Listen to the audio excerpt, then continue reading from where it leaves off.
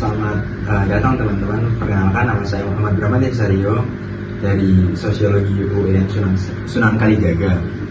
Di sini saya akan menjelaskan apa itu masyarakat majemuk, terus apa itu masyarakat majemuk di Indonesia, kemudian masyarakat pluralis gitu. Sebelumnya kita perkenalan dulu atau jelasin dulu apa sih definisi dari masyarakat majemuk gitu. Menurut Furnival, seorang sosiolog Inggris, masyarakat majemuk adalah masyarakat yang terdiri atas dua atau lebih elemen yang hidup sendiri-sendiri tanpa ada pembauran satu sama lain dalam satu kesatuan politik gitu. Jadi gampangnya masyarakat majemuk itu adalah masyarakat yang berbeda-beda dalam satu kesatuan politik, dalam satu negara, dalam satu provinsi, dalam satu kabupaten, atau dalam satu desa. Kalau di situ masyarakatnya itu berbeda, elemennya, itu disebut sebagai masyarakat majemuk. Nah, kemudian ada karakteristik masyarakat majemuk nih. Kalau karakteristik masyarakat majemuk itu ada 6, kurang lebih ada 6. Ini menurut Pierre L. van den Berg. Nah, menurut Pierre L. van den Berg, karakteristik masyarakat majemuk yang pertama itu ada terjadi segmentasi ke dalam bentuk kelompok-kelompok yang memiliki kebudayaan yang berbeda. Yang kedua ada memiliki struktur sosial yang terbagi ke dalam lembaga-lembaga yang non-komplementer. Ketiga, kurang mengembangkan konsensus antara para anggotanya terhadap nilai-nilai yang bersifat dasar. Yang keempat, relatif sering terjadi konflik. Nah, yang kelima itu secara relatif integrasi sosial tumbuh di atas paksaan dan saling ketergantungan dalam bidang ekonomi. Yang terakhir itu adanya dominasi politik oleh suatu kelompok atau atas kelompok yang lain gitu. Jadi saya jelasin dikit-dikit ya, kenapa konsensus itu kurang terjadi?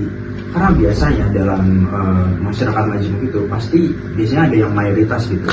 Nah, yang mayoritas ini biasanya yang menguasai gitu, karena kebenaran itu milik mayoritas. Kalau sekarang ini kebenaran milik mayoritas, makanya biasanya mayoritas itu yang mendominasi politik kayak apa, ekonomi gitu-gitu.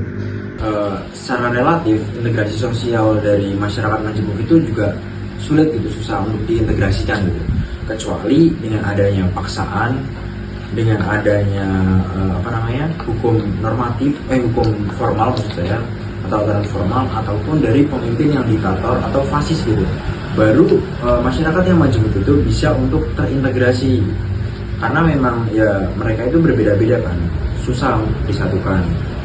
Nah, untuk representasi masyarakat majemuk di Indonesia ini ada loh di kota Jogja terutama. Saya akan beri contoh di Jogja, karena Jogja ini merupakan salah satu, bisa dibilang Indonesia kecilnya. Indonesia kecil itu ada di Jogja karena ada berbagai macam suku dari macam-macam seluruh pelosok Indonesia gitu yang berkumpul di Jogja untuk mencari pendidikan atau sekedar merantau mencari pekerjaan dan lain-lain.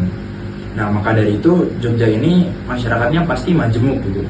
Karena tapi masyarakat Jogja yang majemuk ini ya juga sesuai tadi dengan karakteristiknya yang ada di Pierre L. van den Berg, kalau sering terjadi konflik di Jogja ini karena masalah ketegangan, masalah rasisme, masalah intoleran gitu.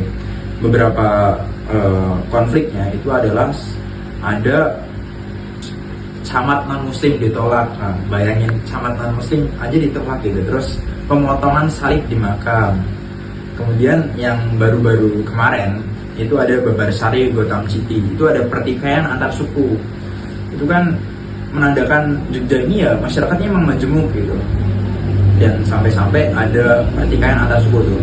Itu emang katanya sering terjadi di Babarsari itu. Kemudian kalau kayak gitu, apa sih yang sebenarnya harus dilakuin pada masyarakat majemuk gitu kan?